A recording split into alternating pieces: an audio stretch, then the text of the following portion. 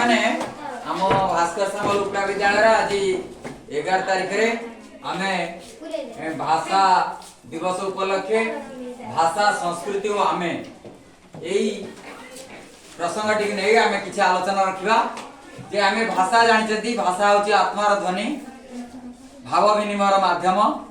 तेणु भाषा जातिर जीवन भाषा हूँ जातिर जीवन मनुष्य कथा ही भाषा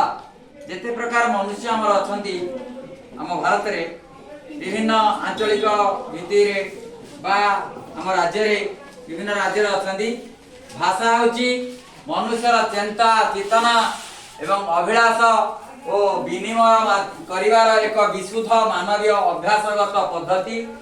जहाँ यादृच्छिक ध्वनि समूह द्वारा श्रृंखलित भाव में प्रकाश पाई थाए। भाषा माध्यम मानसिक और बौद्धिक विकासर संकेत भाषा मनुष्यर भाव विनिमय प्रक्रिया एक प्रभावशाली माध्यम तेणु भाषा हूँ भाव विनिमय प्रक्रिया एक प्रभावशाली माध्यम तेणु आम राज्य बा आम देश में जिते गुड़िए भाषा अच्छी तार परिभाषा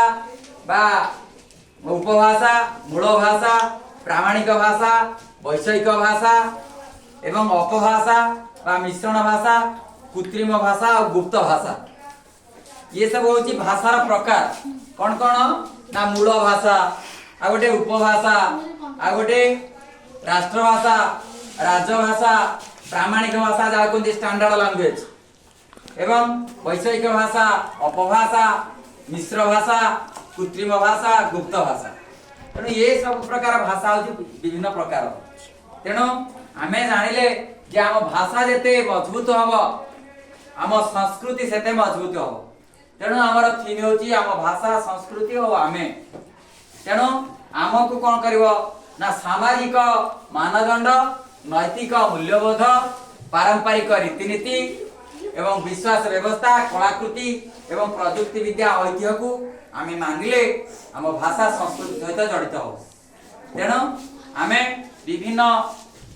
प्रकार संप्रदाय एवं आमे जेतले विभिन्न भाषा को प्रयोग करछन्ती जेमिति आमे हिंदी बंगला तेलुगु एवं हिंदी भाषा होची हमर राष्ट्रभाषा यही भाषा को प्रयोग करी आमे आम जातिर जीवन को आमे परिवृद्धि करछन तेणु भाषा होची आम जातिर जीवन आम भारतीय संस्कृतिर निदर्शन तेणु भाषा जेते परिवृद्धि हम आमे गतकाली आलोचना करते मानक भाषा लिखित भाषा एवं उपभाषा परिभाषा एवं राष्ट्रभाषा गुप्त भाषा मिश्रण भाषा विभिन्न भाषा को आमे एकत्रीकरण करी आम भाषा माध्यम एकता सृष्टि कर तेणु भाषा ही भविष्य तेणु भाषा ही भविष्य एवं भाषा आम संस्कृति सहित जड़ित तेणु आमे जेते संस्कृति संपन्न हवा आम भाषा सेते उन्नत हवा। धन्यवाद।